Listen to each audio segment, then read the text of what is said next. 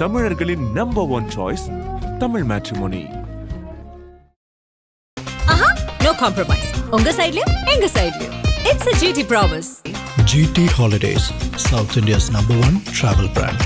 இப்போது புதிய அறிமுகம் ஆச்சி ஹோட்டல் சாம்பார் 50 கிராம் ரூபாய் 20 மட்டுமே. காவல்துறை என்ன சொல்லுது? ஆகாஷ் என்பவர் மீது 3 கஞ்சா வழக்குகள் இருக்கு, ஒரு கொலை முயற்சி வழக்கு இருக்கு அப்படின்னு காவல்துறை சொல்லுது. கொலை முயற்சி வழக்குன்னா அதனால அவர் எச்எஸ்ல இருக்கிறாரு. அப்போ கொலை முயற்சி வழக்குல அவர் கைது பண்ணதுக்கு அப்புறம் சிறைக்கு போயிட்டு வந்து தானே அவர் எச்எஸ் ஆக முடியும். அவர் சிறைக்கே போனது இல்லைன்றாங்க அங்க இருக்கவங்க. கொலை முயற்சி போட்டா எப்படி சார் எச்எஸ்ல வர முடியும்? எனக்கு அது ஒரு கேள்வி இருக்குல்ல. அதாவது காவல்துறை நினைச்சா எல்லாம் முடியும். உடனே அவர் வந்து உடனே கத்தி எடுத்துட்டு போறார். கத்தி எடுத்துட்டு போய் இவர் வெட்டிட்டாருன்னு தகவல் சொல்றாங்க. அங்க ஒரு ஸ்ட்ரகிள் பண்ற வீடியோவை நீங்களும் பார்த்துருப்பீங்க, நானும் பார்த்துருப்பேன். அந்த வீடியோவில் கண்ணால் நம்ம பார்க்கவே இல்லை. இவர் கத்தி எடுத்து அவங்கள வெட்டி அவர் துடிக்க ரத்தத்தோட இருக்கிறத நம்ம பார்க்கணும். எங்க வீட்டுக்கு வராங்க, வந்து எங்க உன் பையன் முதல் வரலன்னா அப்புறம் உயிரோடய வரமாட்டான், ரெண்டாவது அவன் மாவு கட்டோட தான் வருவான் அப்படின்னு அவங்க தாய் தந்தையை மிரட்டிட்டு அவங்க தாய் தந்தையை கூட்டிட்டு போயிடுறாங்க அப்படின்னு அவங்க தந்தை சொல்றாரு. கூட்டிட்டு போகும்போதே அவங்க சாதிய ரீதியா பேசுறாங்க எங்களை அப்படின்னு அவங்க தந்தை இப்ப சொல்றாரு. இதுல ஒரு முக்கியமான விஷயம்னா, ஆகாஷ கைது பண்ண வந்த அந்த 10 போலீஸும் ஒருத்தர் கூட இவங்க சமூகத்தினர் கிடையாது. என்னை அடிக்கும் போது என் ஜாதியை சொல்லி என்னை திட்டினாங்க. ஆகாஷை மட்டும் என்ன பண்ணுங்க, வண்டி சிவகங்கை போற பாதையில கொண்டு போயிட்டு வச்சு காலை வந்து ஒரு ஈர சாக்கு போட்டு காலை சுத்துறாங்க. சுத்திட்டு கீழே ஒரு கல் மேலே ஒரு கல்லை வச்சு கால் உடைக்கிற மெத்தட் அது. ஆமா, வச்சு ஏதாவது ஒரு இடத்துல பாறையில் ஏதாவது ஒரு கல் மேலே வச்சு ஒரே அடிக்கிற மாதிரி அடிச்சு உடைக்கிறாங்க. உயிர் போற அளவுக்கு கையை அப்படிதான் உடைப்பாங்கன்னு வச்சுங்க. இது உடைக்கிறாங்கன்னு நம்ம சொல்லக்கூடாது, பாத்ரூம்ல வலிக்கி விழுந்தாங்கன்னு சொல்லணும். கால் எப்படி உடைப்பாங்க, கையை எப்படி உடைப்பாங்க, அதோட இன்ஸ்டன்ட் பையன் சொல்லிட்டான். கல் வைப்பாங்க, ஈரசாக்க வைப்பாங்க, வண்டியிலே ஒரு ஜாகிராடு வச்சிருப்பாங்க, ஒரு பெரிய ராடு எடுப்பாங்க, கண்ணை கட்டுவாங்க. சார் ஒரு கால் உடைஞ்சிச்சா இல்ல 2 காலுமே உடைச்சிட்டாங்களா சார்? இல்ல, ஒரு கால் பலமா உடைச்சிட்டாங்க, இன்னொரு கால் லைட்டான அடியா. உடம்புல 14 இடத்துல காயம் இருந்திருக்கு அப்படின்னு அவருக்கு வந்து உடற்கூறு ஆய்வுல சொல்லியிருக்காங்க. காவல்துறையில தவறு நடந்துருச்சு, அவங்க அந்த இடத்த மூடி மறைக்கிறாங்கன்றது இந்த சம்பவம் தெரிஞ்சிச்சு. அழகரை வெளியே காட்டல. ஆகாஷ் மேல ப்ரீவியஸ் இஷ்யூ ஒரு பிரஸ் ரிலீஸ் கொடுத்துருக்கணும். ஆகாஷ் மேல இத்தனை வழக்கு இருக்கு, இத்தனை வழக்கு கஞ்சா வழக்கு இருக்காரு, அவர் எச்எஸ் எந்த வருஷம் சேர்த்தோம் அப்படின்றது கொண்டு வரும். ஆமா, அப்ப இது காட்டணும். அவர்களை கைது செய்யும் வரையில் மானாமதுரை பழைய பேருந்து நிலையம் அருகே வந்து அமைதியின் வழியில போராட்டம் பண்ணிட்டாங்க. அதனால இப்ப எல்லாரும் கிளம்பி மானாமதுரை பஸ் ஸ்டாண்ட் கிட்ட போராட்டம் நடத்திட்டு இருக்காங்க. ஆதநேயர்களுக்கு அன்பு வணக்கம். இன்று நம்மோடு பத்திரிகையாளர் திரு விமலேஸ்வரன் அவர்ந்துள்ளார். வணக்கம் மல் சார். வணக்கம். நல்லா இருக்கீங்களா? நல்லா இருக்கும் சார். சிவகங்கையில தொடர்ச்சியாக பல கிரைம் நடந்துகிட்டே இருக்கு. சமீபத்தில் மிக முக்கியமான ஒரு சம்பவம், ஒரு லாக்அப் டெத்து. மானாமதுரை சேர்ந்த ஆகாஷ் என்பவர், அவர் 2 பேரை கொலை செய்ய முயற்சி பண்ணாரு. அவரை போலீஸ் வந்து கைது பண்ணியிருக்காங்க. கைது பண்ணும்போது கண்ணை கட்டி அடிச்சாங்க, காலில் வந்து மிகப்பெரிய பாறாங்கல்ல வச்சு இரும்பு ராடால காலை உடைச்சிருக்காங்க அப்படிங்கிற வாக்குமூலம் எல்லாம் கொடுத்திருப்பதாக தகவல். அவர் இறந்துட்டாரு. அவருடைய உடலை வாங்காம உறவினர்கள் வந்து ஒரு மிகப்பெரிய அளவில் போராட்டம் பண்ணியிருக்காங்க. கோர்ட்டு வரைக்கும் கேஸ் போயிடுச்சு. என்ன நடந்திருக்கு, உண்மையாலுமே இந்த மானாமதுரை ஆகாஷ் என்ன பண்ணாரு, அவருக்கு எப்படி இந்த கொடூரமான சம்பவம் நடந்திருக்கு, அதை பற்றி கொஞ்சம் விரிவாக சொல்லுங்க சார். அதாவது சிவகங்கை மாவட்டத்தில் கிரைம் நடக்கிறது உண்மைதான். அது 4 தொகுதி இருக்கு, திருப்பத்தூர், காரைக்குடி, சிவகங்கை, மானாமதுரை. அதில் அதிகமான கிரைம் அப்படின்னு பார்த்தீங்கன்னா மானாமதுரை தான். அந்த மானாமதுரை இப்போதில் தொடர்ச்சியாகவே படுகொலைகள் அதிகமாக நடந்து கொண்டு இருக்கிறது தான். இதுக்கெல்லாம் மூல காரணம் பார்த்தீங்கன்னா 24 மணி நேரம் மது விற்பனை அங்கே சட்டத்திற்கு புறம்பாக நடக்குது. ஒன்று. ரெண்டாவது, அங்கே ஒரு 3 சமூகம் தான் இருக்குது. ஆமாம், அந்த சமூகத்தை சார்ந்து மட்டும்தான் இருக்குது. இதுக்கு உதாரணம் ஏற்கனவே நடந்தது ஒரு திருட்டு வழக்கு. இப்போது கடந்த சில மாதங்களுக்கு முன்னாடி நடந்தது. அதே மானாமதுரை லிமிட்டில் இருக்க திருப்புவனம் அங்கே வந்து ஒரு திருட்டு வழக்கு வந்து லாக்அப் டெத்தாக மாறிச்சு. அதுக்கு முன்னாடி பார்த்தீங்கன்னா அதே மானாமதுரையில் கச்சநத்தம், மரநாடு, நம்மளே நிறைய இடத்துக்கு போயிருக்கோம். அங்கே வந்து கஞ்சா புழக்கங்கள் அதிகமாக இருக்குது. ஒரு நபர் மானாமதுரை, நமக்கு தெரியும் உங்களுக்கு, பைபாஸ்லேருந்து பரமக்குடி போகிற ரூட்லேயே மானாமதுரை, நீங்கள் ஆமா இடது பக்கம் அவன் நேராக போனால் அவன் மானாமதுரை சிப்காட் வந்துடும். சிப்காட்டு தாண்டினோன்னே அந்த ரயில்வே கேட் தாண்டினோன்னே மானாமதுரைக்குள்ளே என்ட்ரு பண்ணி ஆமா. அந்த பழைய பஸ் ஸ்டாண்டு, அந்த பஸ் ஸ்டாண்டு அப்படி போடுறோம். அந்த ரயில்வே கேட் பக்கத்தில் வந்து மாட்டிறைச்சி கடை ஒருத்தர் வச்சிருக்காரு. அவர் வந்து அதில் பிரியாணியும் வியாபாரம் பண்ணுறார், பிரியாணி செய்து வியாபாரம் பண்ணுறார். அவர் பேர் வந்து ராஜேஷ் கண்ணன் என்ற கண்ணன்வாங்க, ராஜேஷ் கண்ணன். அவருடைய மனைவி பேர் வந்து ஆனந்தி. அவருக்கு ஒரு மகன், ஒரு மகள். மகன் பெரியவர், மகள் சின்ன மகள். ஸ்கூல் முடிச்சுட்டு இப்போ தான் காலேஜ் போகிற ஸ்டேஜ். மகன் வந்து பிஎஸ்சி கெமிஸ்ட்ரி படிச்சிருக்கார். படிச்சுட்டு வேலைக்கு போகலான்னு அப்படியே கொஞ்சம் ட்ரை பண்ணிகிட்டு இருக்காரு. நடுவில் அப்படியே எல்லா இடத்துலையும் சின்ன சின்ன வேலைக்கு போகிறார். யார் 26 வயசு பையன் யாருன்னா இவர் தான் அந்த ஆகாஷ் டெலிசன் அவர் பேர். ஆகாஷ் டெலிசன். இவங்க வந்து அதே மானாமதுரையில் இருக்க கிருஷ்ணராஜபுரம் அப்படின்னு சொல்லிட்டு, கிருஷ்ணராஜபுரம்னு இருக்கு, கிருஷ்ணராஜபுரம் நகர், சியோன் நகர்ன்னு வாங்க, அது பக்கத்தில் சியோன் நகர், அங்கே தான் இவர் தான் வந்து இப்போது வந்து அவருடைய இறப்புக்கு தான் இப்போ நம்ம பேசிகிட்டு இருக்கோம். என்ன ஆகுதுன்னா, இந்த சம்பவத்துக்கு முன்னாடி அங்கே என்ன நடந்திருக்கு ஆணி வேர் அப்படின்னு, ஆணி வேற யாரும் சொல்லலை, இந்த சம்பவம் மட்டும்தான் நம்ம பேசிகிட்டு இருக்கோம். லாக்அப் டெத் ஆகிடுச்சு, ஜுடிஷியல் டெத் ஆகிடுச்சு, ஹாஸ்பிட்டலில் இறந்துட்டார், காலை உடச்சிட்டாங்க, யார் இவர் ரவுடி அப்படின்ற மாதிரிலாம் கொண்டு போயிட்டாங்க. அதுவும் இல்ல கைது பண்ணுவதற்கு முன்னாடி யாரையோ ஒருத்தர் வந்து கொலை பண்ண ட்ரை பண்ணாரு அப்படிங்கிற சிசிடிவி எல்லாம் வெளியே வந்துருக்குலாம் இருக்கு. ஆனால் இது எங்கேருந்து ஆரம்பிக்குது அப்படின்னு பார்த்தா, வேர் ஒரு 26 வயது பையன், அந்த பையன் பேர் ஆகாஷ் டெலிசன். இந்த பையன் வந்து கல்லூரி படிப்பை முடிச்சுட்டு கொஞ்சம் சமூகம் சோஷியல் ஆக்டிவிட்டீஸில் நண்பர்கள் கூட அங்கே தப்பு நடந்தால் போய் போகிறது, இங்கே போகிறது அப்படின்ற மாதிரி கார்த்திக்னு ஒரு நபர், இங்கே தான் ஆரம்பிக்குது பிரச்சனை.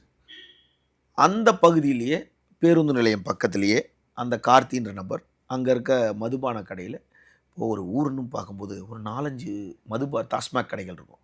எல்லா கடையிலையும் இரவு பகல் ஓடாது. ஆமாம், ஏதாவது ஒரு ஊரில் இரவு பகல் ஓடிட்டு இருக்கும். அந்த இரவு பகல் அங்கே வியாபாரம் நடந்துக்கிட்டு இருக்கு, சட்டத்திற்கு புறம்பா கூடுதல் விலைக்குன்னா அங்கே காவல்துறையுடைய ஆசீர்வாதம் இல்லாமல் நடக்காது. ஆமாம், கரெக்டுங்களா?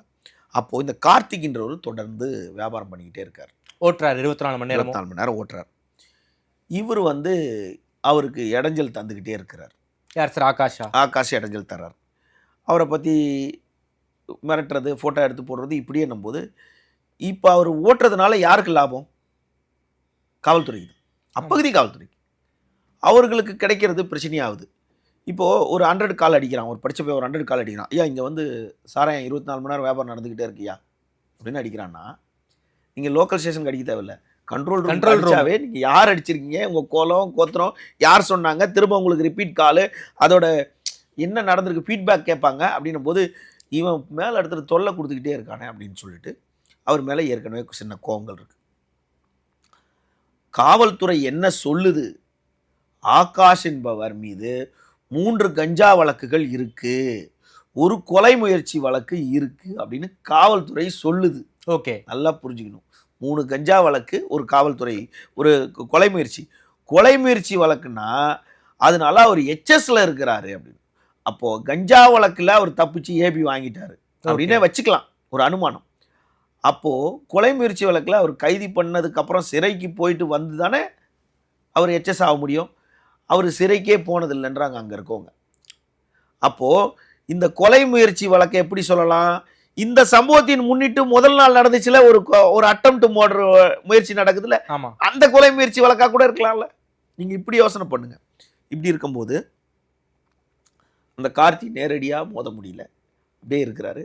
இதுக்கு நடுவில் அவர் மேலே ஒரு கண்காணிச்சுக்கிட்டே இருக்கிறாங்க. இந்த இடைவேளை கேப்பில் அவர் அப்படியே சுற்றிக்கிட்டே இருக்கிறாரு, கொஞ்சம் வாண்டடாக இருக்கார். நீங்கள் போதை பழக்கத்துக்கு அடிமையான முகம் பார்த்த உடனே தெரிஞ்சிடும். ஆமாம் சார், பல முகங்கள், மதுவுக்கு அடிமையான முகம், போதைக்கு அடிமையான முகங்கள் காட்டி கொடுத்துரும். அப்போது இந்த பையனோட முகம் எவ்வளோ தெளிவாக இருக்குன்றதை ஒன்று நீங்கள் பார்க்கணும். அவங்க தாயார் அழுவை, அந்த ஊர் ஜனம் இவ்வளோ சப்போர்ட் பண்ணுறதுன்னா இது எல்லாத்துக்கும் பின்னணி ஒரு துளி நியாயமாக இருந்திருக்கும். ஆமாம், இப்போ ஒரு 4 நாட்களுக்கு மேலாக போராட்டம் பண்ணிக்கிட்டு இருக்காங்க. ஆமா, இந்த பையனை பத்தி அங்க விசாரிச்சதுல அவன் ரொம்ப நல்ல பையன். ஓகே. அந்த ஊர் சொல்றதா சொல்ல, நம்ம அவங்க சர்டிஃபிகேட் கொடுக்கல. அந்த ஊர்ல பார்த்தவங்க நடுவில் கொஞ்ச நாள் வேலைக்கோ படிப்புக்கோ கோயம்புத்தூர் போயிட்டு வந்தான்.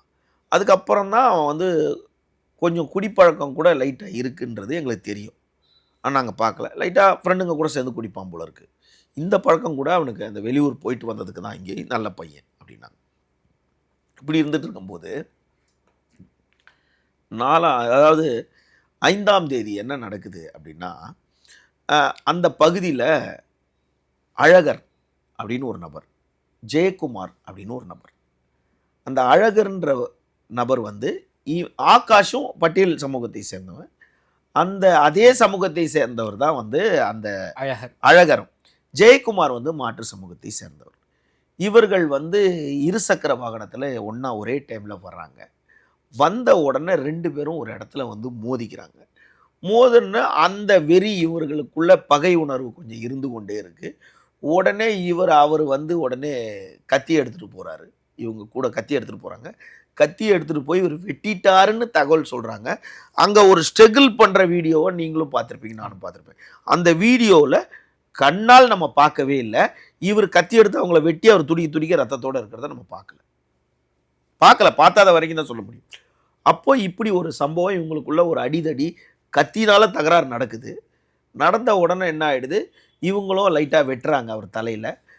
சின்னதாக ஏதோ ஒரு காயம், 14 காயமோ என்னவோ 14 ஸ்டிச்சிங் போட்டிருக்க அளவுக்கு வெட்டியிருக்காங்க அப்படின்ற ஒரு தகவல் இருக்குது. இந்த சம்பவம் நடைபெறும் போது இதே, அதாவது இந்த ஆகாஷ் சமூகத்தையும் அழகர் சமூகத்தையும் சேர்ந்த தேவேந்திரகுல வேளாளர் சமூகத்தை சேர்ந்த ஒரு நபர், பெரிய மனிதர் ஒருத்தர் வந்து நடுவில் பூர்ந்து இவர்களுக்கு சமரசம் பண்ணுறார். தடுத்து போங்கடான்னு சொல்லி அதுக்கப்புறம் அவங்க காவல் நிலையத்தில் அந்த அழகர்ன்றவர் போய் புகார் கொடுக்குறார். புகார் கொடுத்துட்டு அந்த புகாரை வந்து இவர் வந்து பெரியவர் வந்து ரொம்ப இதை பேசி அந்த ஊர் நம்மளுக்குள்ள எதுக்கு, அவன் படிச்சிட பையன், இவன் முன்னாடியே HSஆ இருந்தான்னா இவன் எப்படி டிகிரி கம்ப்ளீட் பண்ணி சர்டிஃபிகேட் வாங்கியிருக்க முடியும்? அதில் ஒரு கொஸ்டின் மார்க் இருக்குது. அப்போது கம்ப்ளீட் பண்ணிட்டு உடனே இவன் ரவுடியானா 1 வருஷத்துக்குள்ளே எப்படி இவன் HSல சேர்க்க முடியும்? இதில் ஒரு கேள்வி இருக்குது. அப்போ 3 முறை கஞ்சா புழக்கத்தில் இருந்தானா அவன் மூஞ்சி கஞ்சா புழக்கம் அவன் காட்டி கொடுத்துருக்கும். அது ஒன்று. கஞ்சா வழக்கில் இருந்தான். அப்போ காவல்துறை சொல்லுதே தவிர இது வரைக்கும் ஆதாரங்களை வெடியில்லை. 2வது என்ன நடந்திருக்கு, இந்த ஊர் ஜனம் பேசின உடனே இப்போது அந்த சமூகத்தில் அங்கே இருக்கவங்க எல்லாரும் சொல்கிறாங்க, அழகர் வந்து கேஸை வாபஸ் வாங்கிட்டாரு. கேஸே வாபஸ் வாங்கியாச்சு. அப்புறம் எதுக்கு போலீஸ் வந்து மறுநாள் 6ஆம் தேதி 5ஆம் தேதி சம்பவங்கள் நடக்குது. 6ஆம் தேதியிலேருந்து அவரை தேடுறாங்க. இப்போதான் சொல்கிறாங்க அந்த வழக்கே வாபஸ் வாங்கியாச்சே அப்படின்றாங்க. 10 பேர் சீருடை இல்லாமல் சிவிலில் வராங்க. வந்து என்ன பண்ணுறாங்க, முதல்ல இவருடன் பைக்கில் இருந்த குணா அப்படின்றவர், யார் கூட நம்ம ஆகாஷ் குணான்றவர், இந்த குணாவை வந்து தேடி போகிறாங்க. குணா வந்து ஒரு பெயிண்டிங் ஒர்க் பண்ணுறவர். குணா வந்து நெருக்கமாக யார் கூட இருப்பார்னு கேட்டால் அவரோட ஒரு 2 வயசு கூட இருக்க பையன் குகன்ற பையன் கூட இருப்பார். அந்த குகன் யாருன்னு கேட்டால் அவன் ஒரு பெயிண்டிங் கான்ட்ராக்டர், இவன் குணா வந்து பெயிண்டர். இவங்க கூட தான் குணாவும் இருக்காப்புல. பட் ஆகாஷை பற்றி தான் நம்ம பேசுகிறோம். குணா கஞ்சா அடிப்பாரா, குணா சரக்கு அடிப்பாருன்ற விஷயத்துக்கு நம்ம போகவே இல்லை. இந்த குகனை அரெஸ்ட் பண்ணுறாங்க. குகனை கூட்டிகிட்டு போகிறாங்க. கூட்டிகிட்டு போயிட்டு அந்த 10 பேர் காவல், அதை இவங்க எல்லாரும் வந்து ஆகாஷ் வீட்டுக்கு வராங்க. இதெல்லாம் அவங்க தந்தை சொன்னது. ஓகே, எங்கள் வீட்டுக்கு வராங்க. வந்து எங்கே உன் பையன் முதல் வரலைன்னா அப்புறம் உயிரோடே வரமாட்டான். 2வது அவன் மாவு கட்டோட தான் வருவான் அப்படின்னு அவங்க தாய் தந்தையை மிரட்டிட்டு அவங்க தாய் தந்தையை கூட்டிகிட்டு போயிடுறாங்க அப்படின்னு அவங்க தந்தை சொல்கிறார். ஆனால் காவல்துறையில் ஒரு சட்டம் என்னன்னா தந்தையை கூட்டிகிட்டு போவாங்க. ஓகே, பட்டு தாயை கூட்டிகிட்டு போனாங்களா, எங்கள் 2 பேரையும் கூப்பிட்டு போனாங்க. அவங்க தந்தையை மட்டும் கூட்டிகிட்டு போய் வச்சுருந்துருக்காங்க. கூட்டிகிட்டு போகும்போதே அவங்க சாதிய ரீதியாக பேசினாங்க எங்களை அப்படின்னு அவங்க தந்தை இப்போ சொல்கிறார். ஓகே, இப்போ கூட்டிகிட்டு போய் வச்சுட்டாங்க இவங்களை வச்சுட்டு யார் வந்திருக்காங்க அப்படின்னா, அந்த திருப்புவனத்தை ஏற்கனவே சம்பவம், திருப்புவனம்னாவே திருப்பம் தான் நினைக்கிறேன், திருப்புவனத்தை சார்ந்த சார்பு ஆய்வாளர் திலீபன் அப்படின்னு சொல்கிறாங்க. அவர் திருப்புவனம் திலீபனா இல்லை மானாமர சிப்காடு திலீபனா, மானாமர திலீபனான்னு நம்மளுக்கு தெரியாது. சார்பு ஆய்வாளர் திலீபன். அங்கேருந்து கூட ஓடி அங்கே வந்திருக்கலாம். இதில் ஆய்வாளர் பேர் என்னன்னா குகன். ஓகே, இந்த குணாவோட ஓனர் கான்ட்ராக்டர் இருக்கான்ல அவர் பெருங்குங்கன், இந்த ஆய்வாளர் பெருங்குங்கன், இவங்க வந்து ஸ்பெஷல் டீம்னு சொல்றாங்க. ஓகே, இவர்கள் இருவரும் என்ன பண்றாங்க, திருப்போணத்துலயும் ஸ்பெஷல் டீம் தான், அங்கேயும் ஸ்பெஷல் டீம் தான், இங்கேயும் ஸ்பெஷல் டீம் தான். உடனே என்ன பண்றாங்க, 10 பேர் வந்து இவங்களை கூட்டிட்டு போயிடுறாங்க. இவர்களை கூட்டிட்டு போய் கொஞ்ச நேரத்துல இவரை சொல்றாங்க, மறுநாள் நள்ளிரவு காலையிலக்குள்ள, நீ கிளம்பியா, உன் பையனை பிடிச்சாச்சு, உன் பையனை கைது செய்தாச்சு, நீ கிளம்பு அப்படின்றாங்க. எங்க என் பையனை வச்சிருக்காங்கன்னா அவங்க சொல்லலை. அதெல்லாம் விசாரணை முடிஞ்ச வரவங்க நீங்க வீட்டுக்கு கிளம்புன்னு சொல்லி கிளம்புறாங்க. அதெல்லாம் வருவாங்க, கேட்டு உன் பையனை விசாரிச்சு நான் அனுப்புறேன். ஏன்னா அவங்க பெற்றவங்க எப்படி விடுவாங்க, என் பையன் எங்க சொல்லுங்கன்னு கேட்பாங்களா, பெற்றோர்கள் அப்படித்தானே கேட்பாங்க. எங்கன்னா நீ போய் வருவாங்க, உன் பையனை அனுப்பிச்சு விடுவாங்க, அந்த வச்சுக்கலாம் இங்கே வச்சிருக்காங்க இப்படி சொல்லுவாங்க காவல்துறையில். கொஞ்ச நேரத்தில் யாருக்குமே தெரியல, ஒரு இடத்துக்குள்ள இவங்க எங்க கைது பண்றாங்க அப்படின்னா, அந்த பையன் கொடுக்குற ஸ்டேட்மெண்ட், அந்த பையன் யாருக்கிட்ட கொடுத்துருக்காரு, இறப்புக்கிறதுக்கு முன்னாடி இந்த சம்பவத்தை தொடர்ச்சியா சொல்லிடுவோம். அதாவது பார்த்தா இந்த பையன் பக்கத்துல கிளாங்காட்டூர்னு ஒரு ஊர் இருக்கு, கீழக்காட்டூர்னுவாங்க கிளாங்காட்டூர், அதுக்கு பக்கத்துல கருவேலம் காடு இருக்கு. அங்க வந்து இவங்க 2 பேர் இருந்திருக்காங்க. யாரு, நம்ம குணாவும் ஆகாஷும் அங்க இருந்திருக்காங்க. அங்க இருந்த உடனே இவனுக்கு சாப்பாடு ஒரு 3 பசங்க வாங்கிட்டு போயிருக்காங்க. ஃபோன் பண்ணி பசங்க என் பசங்களுக்குள்ள சப்போர்ட் பண்ணுவாங்கல்ல, அப்போ சாப்பாடு வாங்கிட்டு போகும்போது அவங்க அந்த ரூட்லேயே வந்திருக்காங்க. அந்த ரூட்லேயே வந்து என்ன பண்ணிட்டாங்க, அங்கே ஒரு ஒரு சாலை, மெயின் சாலை ஒன்று இருக்குது. அந்த ரோட்டுக்கு போகும்போதே இங்கே வந்து இவங்களை பிடிச்சிட்டாங்க. இவங்க 2 பேரையும் கைது பண்ணிவிட்டு கொண்டு வந்துட்டு உங்களை வீட்டுக்கு போங்க அப்படின்னு தாய் தந்தை அமுச்சிட்டாங்க. அமுச்சிட்டு இந்த 10 காவலரும் ஒரு 4 பேர் குணாவை தனியாக ஆகாஷை தனியாக கூப்பிட்டுருக்காங்க. கூப்பிட்டு வண்டியில் ஏற்றி உட்கார வச்சுருக்காங்க. அந்த வண்டி வந்து சிவகங்கை போகிற ரூட்டில் இருந்திருக்கு. ஓகே, இது எல்லாம் வந்து இறந்த ஆகாஷ் நீதிபதிக்கிட்ட சொல்கிறார். ஓகே, அப்போ இவங்க கண்ணில் கருப்பு துணி கட்டிடுறாங்க. குணாவை எங்கே கொண்டு போனாங்கன்னு தெரியாது. ஆகாஷை மட்டும் என்ன பண்ணுங்க, வண்டி சிவகங்கை போகிற பாதையில் கொண்டு போயிட்டு வச்சு காலை வந்து ஒரு ஈர சாக்கு போட்டு காலை சுற்றுறாங்க. சுற்றிட்டு கீழே ஒரு கல் மேலே ஒரு கல்லை வச்சு கால் உடைக்கிற மெத்தட் அது. ஓகே, கீழே ஒரு கல் மேலே ஒரு கல், ஆமாம், வச்சு ஏதாவது ஒரு இடத்துல பாறையில் ஏதாவது ஒரு கல் மேலே வச்சு ஒரே அடி அடிக்கிற மாதிரி அடித்து உடைக்கிறாங்க. ஓகே, உயிர் போகிற அளவுக்கு கையை அப்படி தான் உடைப்பாங்கன்னு வச்சுங்க. இது உடைக்கிறாங்கன்னு நம்ம சொல்லக்கூடாது, பாத்ரூமில் வலிக்கி விழுந்தாங்கன்னு சொல்லணும். ஓகேவா? அப்போது பாத்ரூமில் வந்து ஒரு கல்லும் வச்சு கோணிப்பையை சுற்றி இவர் துடிக்க இவர் கத்தியிருக்காரு. கத்துன உடனே அப்படியே எழுந்திரிச்சு இவரை கூட்டிகிட்டு போயிட்டு சிவகங்கை அரசு மருத்துவமனையில் கூட்டிருக்காங்க. ஆனால் பலர் என்ன சொன்னாங்க, மானாமதுரை மருத்துவமனைன்னாங்க. ஆனால் சிவகங்கை அரசு பொது மருத்துவமனைக்கு கொண்டு போயிருக்காங்க. கொண்டு போயிட்டு அக்கீஸ்ட்டை வந்து ரிமாண்ட் பண்ணுறோம், அவரால் வர முடியல அப்படின்னு சொன்னதுனாலவும் இப்போது காவல்துறை கொண்டு வந்து கால் பாத்ரூமில் வழுக்கி விழுந்து அவங்க பாஷையிலே கால் உடைக்கப்படும் அந்த பையன் சொல்கிறான். ஆனால் இவங்க என்ன சொல்கிறாங்க, பார்த்திபனூர்னு ஒரு இருக்குது, உங்களுக்கு தெரியும். பார்த்திபனூர் போகிற வழியில் சாலையிலே மேலப்பசலைன்னு ஒரு ஊர் இருக்குது, பாலம் இருக்குது, மேலப்பசலை பாலம். அந்த பாலத்துலேருந்து குதிச்சிட்டாரு. 2 பேரை பிடிக்கும் போது பாலத்துலேருந்து குதிச்சிட்டாரு, அதனால கால் அடிபட்டுருச்சு அப்படின்னு போலீஸ் தரப்பில் சொல்லிடுச்சு.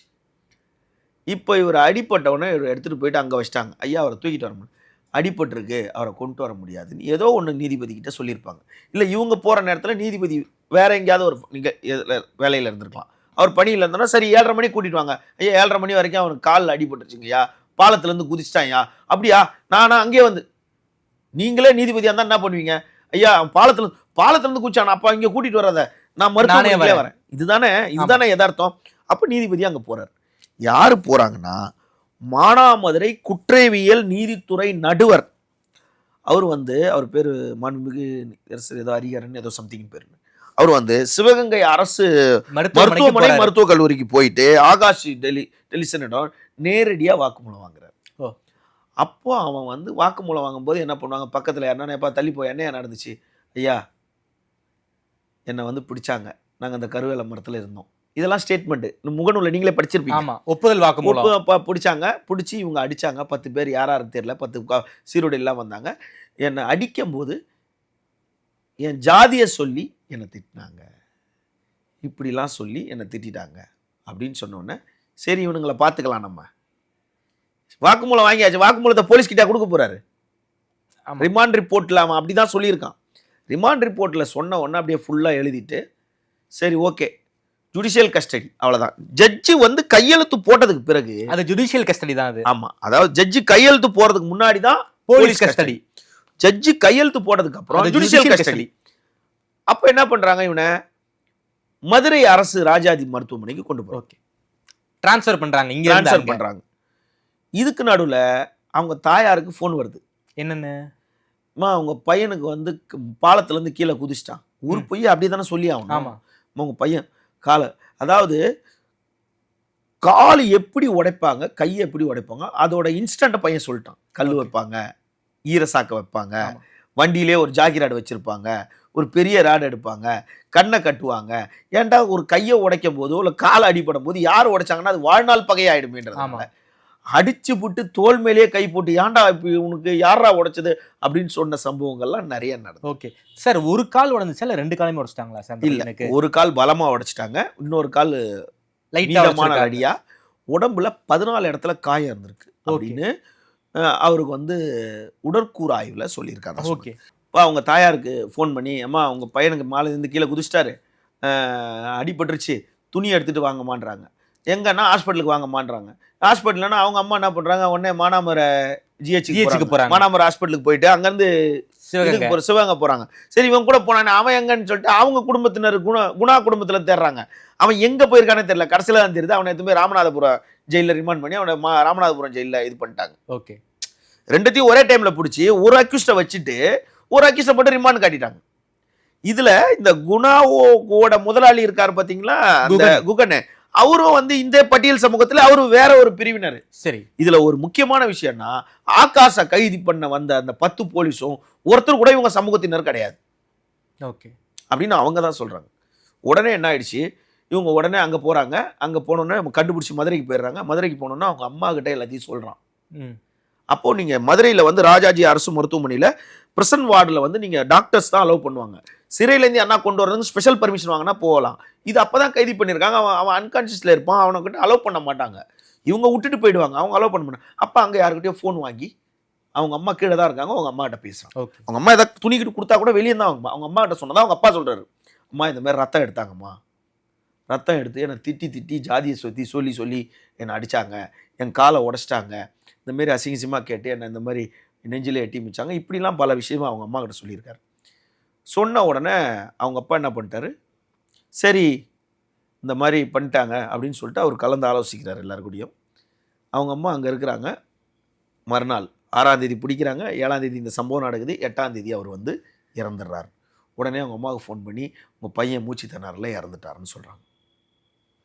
மூச்சு திணறல இறந்தாருன்னு ஒன்று அவங்க உடனே எங்கள் பையன் தான் நீங்கள் கொண்டுட்டீங்களே, என் பையன் தான் என்கிட்டே சொல்லிட்டானே, நீங்கள் தானே காலை உடச்சிங்க, அப்புறம் மாடியிலேருந்து இது பாலத்துலேருந்து விழுந்தாரு சொல்கிறீங்களேன்னு சொல்லிட்டு அவங்க தாய் தந்தை என்ன பண்ணுறாங்க, உடனே வந்து அலறி ஆர்ப்பாட்டம் பண்ணி சொந்தக்காரங்களுக்கு எல்லாருக்கும் சொன்ன உடனே இவங்க எல்லாரும் என்ன பண்ணிட்டாங்க, ஒரு க்ரௌடாக சேர்ந்து உடனடியாக அவங்க அப்பா அன்னைக்கு மட்டும் அவங்க அப்பா எல்லாரும் சேர்ந்து மதுரை டு நம்ம ராமநாதபுரம் பைபாஸில் வந்து ஒரு இடம், இவங்க ஒரு அந்த மானாமதுரையில் வந்து சீனியப்ப நாடார் மஹால்னு ஒரு இடம் இருக்குது. அது பக்கத்தில் வந்து பைபாஸ் ரோட்டில் உட்காந்துடுறாங்க.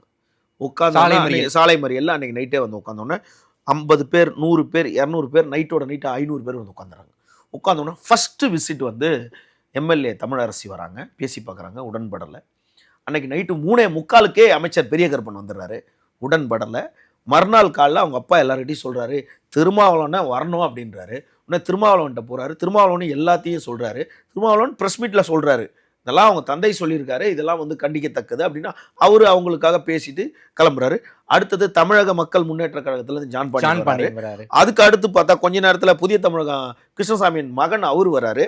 அதுக்கப்புறம் பார்த்தீங்கன்னா பசுபதி பாண்டியனோட மகள் வந்து சந்தன பிரியா, அவங்க வந்து இன்னைக்கு வரைக்கும் அங்கே தான் இருக்கிறாங்கன்னு கேள்விப்பட்டேன். அப்புறம் டிவிகேலேருந்து மாவட்ட செயலாளர் அவங்க வராங்க. அதுக்கப்புறம் நாம் தமிழரில் வந்து மாட்டு சமூகத்தை சேர்ந்த மாவட்ட செயலாளர் அவரும் வந்து நான் இந்த சமூகமே இல்லை இருந்தாலும் நான் இது வந்து அவங்க வந்து ஆதரவு தரேன்னு அவரு பேசிட்டு போகிறாரு. அதுக்கப்புறம் சசிகலாவோட ஆதரவாளர் அவங்க கட்சியிலேருந்து வராங்க, தமிழக அதிகாரம் அந்த கட்சியிலேருந்து வராங்க, அதுக்கப்புறம் பரமக்குடி தேவேந்திரகுல வேளாளர் பண்பாட்டு கழகம்னு ஒன்று இருக்குது, அவங்க வந்து அந்த ப்ரொட்டஸ்ட்டில் உட்காராங்க. அதுக்கப்புறம் பார்த்தீங்கன்னா ஐந்திணை மக்கள் கட்சின்னு ஒன்று இருக்குது, அங்கே அந்த பக்கத்தில் இருக்குது. இது போல் சின்ன சின்ன அமைப்புகள் எல்லாம் வந்து அங்கே ஆதரவு கொடுக்குறாங்க. அதுக்கு நடுவில் அந்த பையனை வெளியே விடுறாங்க. குணாவை அரெஸ்ட் பண்ணோன்னா குகனை வெளியே வர்றாங்க. அந்த குகன் வெளியே வந்தோன்னா என்ன அவர் வந்து என்ன நடந்துச்சு அப்படின்னு சொல்றாரு. அப்போது எவனும் சாவலை. இதில் ஒரே ஒரு உண்மை என்னன்னா, அழகரை வெளியே காட்டியிருக்கணும். அவங்க கேஸை வாபஸ் வாங்கிட்டாங்க. கரெக்ட். அப்ப அவருக்கு எந்த அளவுக்கு இன்ஜுரிஸ் இருக்குன்னு தெரியணும். இந்த அழகர் ஜெயக்குமார் இன்ன வரைக்கும் வெளியே இல்லை சார். ஆகாஷ் வந்து வெட்டதா சொல்லி ஒரு வீடியோ ஒன்று போட்டிருக்காங்க, உண்மையா போய்? அதாவது பொய் கிடையாது. அது வந்து அந்த வண்டியில அடிபட்டு ஒரு கலவரம் அங்க நடக்குது. ஓகே. அந்த கலவரத்துல 2 பேர் மூஞ்சி நீங்க பார்க்க முடிஞ்சா? கிடையாது, இல்ல பார்க்க முடியல. அவர்கள் அந்த கேமரா வந்து அந்த அந்த முனையில அந்த தெருவோட முக்கில வந்து 2 பேரும் சண்டை போட்டுக்கிற மாதிரி ஒரு ஸ்ட்ரகிள் தான் நீங்க பார்க்க முடியும். ஆகாஷ் மேல எந்த ஒரு ப்ரீவியஸ் கேஸுமே கிடையாது. ப்ரீவியஸ் கேஸ் கிடையாதுன்னு இவங்க சொல்றாங்க. காவல்துறையில தான் சொல்லுது அவர் 3 கஞ்சா கேஸ் இருக்கு, ஒரு கொலை. அப்ப இந்த கொலை முயற்சியை சேர்த்துட்டாங்க போல இருக்கு. சார் இந்த கொலை முயற்சி போட்டா எப்படி சார் HSல வர முடியும்? எனக்கு அது ஒரு கேள்வி இருக்குல்ல. அதாவது காவல்துறை நினைச்சா எல்லாம் முடியும்.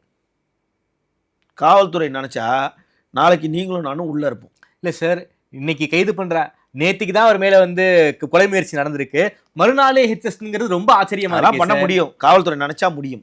இப்போ என்ன ஆயிடுச்சு, உடனடியாக ப்ரொட்டஸ்ட்ல வந்து பகல் நைட்ல இரவுல எல்லாரும் உட்காந்துறாங்க. அப்போ எல்லாரும் பேசி பார்க்குறாங்க, முடியவே இல்லை, இவங்க கைது பண்ணணுன்றாங்க. உடனே அவங்க தந்தை என்ன பண்றாரு, இது ஒரு வழக்குல இந்த ஒரு வழக்கு ஒன்று இருக்கு, வழக்கு கொடுத்தவனே வாபஸ் வாங்கிட்டான். ஆமா, எப்படி கைது பண்ணாங்கிற கேள்வி அங்க வாபஸ் வாங்கிட்டான். இப்போ இது எல்லாமே காவல்துறை மர்மமா இருக்கு. எஸ்பி அன்னைக்கு வந்துட்டு போறாரு. ஓகே. அவர் யங்ஸ்டர் வந்துட்டு போறாரு. அவரு வந்து சரி ப்ரொட்டஸ்ட் நடக்குது, ஏதோ காவல்துறையில ஒரு பெரிய தப்பு நடந்துருச்சு, அது முதல்வர் கவனத்துக்கு வரல, ஆனா அமைச்சர் கவனத்துக்கு போயிடுச்சு. முதல்வர் உளவுத்துறை மேல கொண்டு போதா, கொண்டு போலையா, கொண்டு போயிருக்குமா, இன்ன நேரம் போயிடுச்சா அப்படின்றது நம்மளால வெத்தலையில மை போட்டு சொல்ல முடியாது. ஆனா காவல்துறையில தவறு நடந்துருச்சு, அவங்க அந்த இடத்த மூடி மறைக்கிறாங்கன்றது இந்த சம்பவம் தெரிஞ்சிச்சு. அழகரை வெளியே காட்டியிருக்கணும், காட்டல. ஆகாஷ் மேல ப்ரீவியஸ் இஷ்யூ ஒரு பிரஸ் ரிலீஸ் கொடுத்துருக்கணும். ஆகாஷ் மேல இத்தனை வழக்கு இருக்கு, இத்தனை வழக்கு கஞ்சா வழக்கு இருக்காரு, அவர் HS எந்த வருஷம் சேர்த்தோம் அப்படின்றது கொண்டு இருக்கும். ஆமா, அப்ப இது காட்டல. மூன்றாவது, இவர்கள் எல்லாருமே சாலை மறியல், வண்டி போக்குவரத்து பெருசா பாதிக்கப்பட்ட உடனே அவங்க அன்னைக்கே என்ன பண்றாங்க, சரி குழந்தைங்க ஸ்கூலுக்கு பாதிக்கக்கூடாதுன்னு அந்த ஊர் மக்களை அன்னைக்கு நைட்டு தான் அவங்க அப்பா வந்துட்டு போறாரு. அதுக்கப்புறம் அந்த ப்ரொட்டஸ்ட் நடக்கிறதுல அவங்க அப்பா இல்லை, மறுநாள் அவங்க அம்மாவும் அவங்க தங்கச்சியும் வந்திருக்காங்க. அப்போ வந்திருக்கும் போது அங்கே வந்து அழுதுகிட்டே இருக்காங்க, அவங்க போயிட்டாங்க. அதுக்கப்புறம் இன்ன வரைக்கும் அவங்க வரல, அங்கே ப்ரொடக்ஷன் நடக்கிற இடத்துல வரல. இதுக்கு நடுவில் என்ன ஆயிடுது, சரி பால் வண்டி ஸ்கூல் வண்டியை மட்டும் விட ஆரம்பிச்சிட்டாங்க, பஸ்ஸை விடல. அதுக்கப்புறம் பேச்சுவார்த்தை நடைபெற்று கொண்டே இருக்கு. அவங்க அப்பா வந்து சென்னை உயர்நீதிமன்ற மதுரை கிளையில ஒரு பெட்டிஷன் போறாரு. அந்த பெட்டிஷனை உடனே இந்த விசாரிக்கணும், என் பையன் CBCID விசாரிக்கணுன்றாங்க. உடனே இந்த CBCIDக்கு வழக்கு போகுது. அப்போ கூட என்ன சொல்லுது, SC/ST அந்த வழக்கை வந்து CBCID SC/STல பதிவு செய்யணும், வன்கொடுமை தடுப்பு சட்டம், ஆமா அதுல பதிவு செய்யணும்னு சொல்றாங்க. ஆனால் அவங்க என்ன சொல்றாங்க, நீங்க உங்களோட ப்ரொட்டஸ்ட்டுக்காக நீங்க ரோட்டை மதிச்சு இது பண்ணக்கூடாது, போராடுறதுக்கு உங்களுக்கு உரிமை இருக்கு, நீங்க வந்து பழைய பேருந்துகள் நிலையத்துக்கிட்ட போய் அமைதியாக வழியில போராடுங்க, இங்கேருந்து எடுங்கன்னு அவங்க சொல்றாங்க. சொல்லிட்டு மறுநாள் தேதியை ஒத்தி வச்சிடறாங்க. இன்னைக்கு வச்சுட்டாங்க, நேற்று சொல்லிட்டு. அப்போ என்ன பண்றாங்க, நேற்று வந்து ஒரு வழியில வந்து அந்த இடத்துல மட்டும் ஒரு வழி பாதையில வாகனங்கள் போயிட்டு இருக்கு. இந்த இடத்துல பந்தல் போட்டு போராட்டம். பகல்ல எல்லாரும் வேலைக்கு போயிடுறாங்க, ஸ்கூலுக்கு போறதுக்கு ரெடி பண்ண போயிடறாங்க. நைட்ல நள்ளிரவுல எல்லாரும் வந்து இதை காட்டுறாங்க. அவங்க அப்பா அன்னைக்கு வந்து முதல் நாள் சொல்லிட்டு போயிட்டாரு, என் பையனுக்கு நியாயம் கிடைக்கிற வரைக்கும் யாரும் விடாதீங்கன்னு சொல்லிட்டு போயிட்டாரு. அதுக்கு அங்கே ஒரு கூட்டமைப்பாக அந்த இடத்துல இருக்க ஆரம்பிச்சிட்டாங்க. இதுக்கு நடுவில் இன்று அந்த வழக்கு விசாரணைக்கு வந்துச்சு. காலங்காத்தாலேயே இன்னைக்கு வந்து அந்த ப்ரொட்டஸ்ட் நடக்கிற இடத்துல ஒரு 4-5 வண்டியில் அதிரடி படைகளை வந்து குமிச்சிட்டாங்க. பட் அவங்க இவங்களை எந்த டிஸ்டர்பன்ஸும் பண்ணல, இவங்களும் அவங்கள எந்த டிஸ்டர்பன்ஸும் பண்ணல, அப்படியே அலர்ட்டாக இருந்தாங்க. ஜட்ஜ்மெண்ட் வருதா, வந்தவொடனே பார்க்கலாம், ஜட்ஜ்மெண்ட் வந்தால் நாங்கள் புறப்பட்டுருவோம் அப்படின்னாங்க. ஜட்ஜ்மெண்ட் அவங்க என்ன சொன்னாங்க, அதுக்கு நடுவில் இன்று காலை வந்து அந்த காவலர்கள் அவங்கள வந்து காத்திருப்போர் பட்டியலுக்கு மாற்றிருக்காங்க. மிகப்பெரிய தண்டனை காத்திருப்போர் பட்டியலுக்கு போட்டாங்க, விஆரில் வச்சுட்டாங்க. அதுக்கு நடுவில் மத்தியான நீதிமன்றத்தில் வந்து அதை வந்து கொலை வழக்காக பதிவு செய்யுங்க. அப்போ கொலை வழக்காக பதிவு செய்யணும், அக்யூஸ்ட் யாரு, போலீஸ் தான் அக்யூஸ்ட். முடிஞ்சு போச்சு, ஒரே வார்த்தை. ஜட்ஜி வந்து அதாவது ஒரே ஒரு விஷயம்தான், உங்களுக்காக இருந்தாலும் எனக்காக இருந்தாலும் ஏழையாக இருந்தாலும் பணக்காரனாக இருந்தாலும் வழக்கு பதிவு செய்தவன அவனுக்கு கடவுள் நீதிபதிகள் தான். ஏழைகளின் கடவுள் வந்து நீதிபதி தான்ன்ற மாதிரி இவங்க உடனே என்ன பண்ணிட்டாங்க, கொலை வழக்காக பதிவு செய்ய சொல்லிட்டாங்க. 15 நிமிஷத்தில் அக்யூஸ்ட் அவங்க எல்லாரும் இல்லை 15 நிமிஷத்தில் நீங்கள் 15 நிமிஷம் தான் டைம், அதுக்குள்ளே அந்த போராட்ட காலத்துலேருந்து எல்லாரும் எழுந்துடணும். நீங்கள் வந்து அவர்களை கைது செய்யும் வரையில் மானாமதுரை பழைய பேருந்து நிலையம் அருகே வந்து அமைதியின் வழியில் போராட்டம் பண்ணுங்கட்டாங்க. அதனால இப்போ எல்லாரும் கிளம்பி மானாமதுரை பஸ் ஸ்டாண்ட் கிட்ட போராட்டம் நடத்திட்டு இருக்காங்க. காலையில் காத்திருப்போர் பட்டியல் பெரிய தண்டனை கொடுத்தாச்சு. அதுக்கப்புறம் வந்து இவங்க குற்றவாளியா கொலை வழக்கா பதிவு செய்யணும்னா குற்றவாளி. இதில் 10 பேர் 16 பேருன்றாங்க. அவங்க பேரெல்லாம் இன்னும் வெளியே வரல. இதே பப்ளிக்காக இருந்தால் எல்லா குடும்பம், அவன் பொண்டாட்டி, அவன் மனைவி, அவங்க அப்பா அம்மா எல்லாரோட, அவன் யாருக்கு சொந்தக்காரன், சொந்தக்காரன், எந்த கட்சிக்கு சொந்தக்காரன் எல்லாத்தையும் கொண்டு வந்துருவான். 10 பேரா 16 பேரான்னு தெரியல. இவனுங்க ஒருத்த போட்டா வெளியே வரல. ஸ்பெஷல் டீம் எப்படியும் வெளியே வரும்.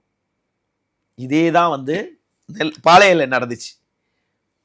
அது வந்து ஒரு ஆணவ படுகொலை. அதில் இதே தான் காவலர் மனைவி மகள் இவங்க போட்டால கடைசியில் வந்து எப்படியும் இவர்கள் கைது செய்யப்படுவார்கள். ஓகே, சிபிசிஐடி கிட்ட போயிடுச்சு. கொலை வழக்காகவும் எப்படியும் கைது செய்யப்படுவார்கள். 10 பேரா 16 பேரான்ற ஃபோட்டோ வந்துடும். இன்று நம்மோது இப்போ பேசி கொண்டிருக்கோம். இன்று மாலை, இன்று வரை அவங்க வந்து உடலை வாங்கலை. ஒருவேளை அவங்க இன்று நைட்டுக்குள்ளே அவர்கள் அனைவரும் கைது செய்யப்பட்ட உடனே நாளைக்கு வாங்கி அந்த பையனோட உடலை நல்லடக்கம் செய்வாங்கன்னு. இதுக்கு நடுவில் அவங்க தரப்பில் வந்து அரசுக்கிட்ட எங்கள் ஒரே பையன் படிக்க வச்சு எங்கள் குடும்பம் இன்னைக்கு நிர்கதியாக நிற்கிது, எங்களுக்கு வந்து ஒரு நஷ்ட இழப்பீடு கொடுக்கணும் அப்படின்னு இருக்காங்க. அது வந்து ஒரு திருட்டு வழக்கு. இந்த வழக்கில் வந்து காவலர்கள் வந்து திருட்டு வழக்கு கூட இல்லை, நகையே காணாம போச்சு. ஆனால் அப்போது அது திருட்டு வழக்காக தானே இதாக இருந்துச்சு. இந்த வழக்கு இல்ல நகை காணா போச்சான்னு கூட இப்போ வரைக்கும் நமக்கு தெரியல. அது ஒரு பொய் புகார். அது ஒரு பொய் புகார். ஆமா, இப்ப புகாரே வாபஸ் வாங்கியாச்சு. ஆமா, இப்ப புகார் வாபஸ் ஆகணும்னா எந்த புகார்ல இப்ப கைது பண்ணாங்க அப்படின்னு ஒரு கேள்வி இருக்கு. Illegal detention. ஆனா உண்மையாவே காவல்துறை உயர் அதிகாரிகள் ஐபிஎஸ் லெவல்ல இருக்கவங்க எப்போதும் பொய் சொல்வதும் அவர்கள் வந்து தன்னுடைய ஒரு அக்யூஸ்ட போய் அடிக்கிறதும் கூட கிடையாது. டிஎஸ்பி லெவல்ல இருக்கவங்களும் சரி, அதுக்கு கீழே இருக்க காவலர்கள், காவல் ஆய்வாளர்கள், உதவி ஆய்வாளர்கள், இவர்கள் தான் வந்து தன்னை இதான் நினைப்பாங்க. அதனால இப்போ இருக்கிற ஏற்கனவே இருந்த சிவகங்கை மாவட்டத்தோட எஸ்பி எப்படி நேர்மையா அந்த திருப்புவனம் வழக்கை வந்து கையாண்டு காவலர்களை பிடிச்சு கொடுத்தாரோ, இப்ப இருக்க எஸ்பியும் அதை தான் பண்ணுவார். ஏன்டா இவங்கெல்லாம் IPS officer, director IPS officer, நிச்சயமா அதான் பண்ணுவாங்க. இதுல வந்து டிக்கெட் பெரிய டிக்கெட் 16 பேரா 10 பேரான்னு தெரியல. வழக்கு எப்படியும் வெளியே வந்து தான் ஆகும். எப்படியும் ஒரு நாளுக்குள்ள, நாளை மாலைக்குள்ள ஆகாஷோட உடல் வந்து நல்லடக்கம் செய்யப்படும் அப்படின்னு அந்த ஊரில் இருக்கவங்க பாதி பேர் பேசிகிட்டு இருக்காங்க. இது சம்பந்தமாக இதுதான். ரொம்ப நன்றி விமல் சார். அதாவது மானாமதுரை ஆகாஷ் இந்த சட்டவிரோத காவல் மரணம் பற்றி ரொம்ப விரிவாக பேசியிருக்கீங்க. அவர் மேலே எந்த ஒரு ப்ரீவியஸ் வழக்கும் இல்லை. ஹிஸ்ட்ரி ஷீட்டரில் முதல் நாளை சேர்த்து அடுத்த நாளே வந்து கைது பண்ணி ஒரு மிகப்பெரிய தண்டனையை வந்து அவங்களுக்கு போலீஸ் வந்து கொடுத்துருக்காங்க. குறிப்பாக இது எங்கே ஆரம்பிச்சதுன்னா, ஒரு இல்லீகலாக மது விற்பனைக்கு எதிராக ஆரம்பித்த பிரச்சனை ஒரு உயிரை வந்து போலீஸ் எடுத்திருக்காங்க. கிட்டத்தட்ட ஒரு 10 பேரா 16 பேரா நமக்கு தெரியாது. போலீஸ் திட்டமிட்டு ஒரு அப்பாவி பையனுடைய உயிரை வந்து எடுத்திருக்காங்க. இதுக்கு பின்னாடி இருப்பவர்களை நிச்சயமாக வந்து நீதித்துறை தண்டிக்கணும். அப்படிதான் வந்து எல்லாரும் இதை பற்றி பேசிக்கிட்டு இருக்காங்க. இந்த நடந்த வழக்கை பற்றி ரொம்ப விரிவாக பேசியிருக்கீங்க. குறிப்பாக அந்த ஆகாஷ்கிற இளைஞன் வந்து ரொம்ப மோசமானவன், 2 கொலை பண்ணவன் அப்படின்னு சோசியல் மீடியா எழுதுறாங்க. என்ன ரியாலிட்டி, யாரு ஆகாஷ், அவன் என்ன தப்பு பண்ணா, அவன் என்ன பண்ணாங்கிறத பற்றி ரொம்ப விரிவாக பேசியிருக்கீங்க. நேரிலிருந்து நம்ம கொடுத்து பேசியமைக்கு நன்றி விமல் சார்.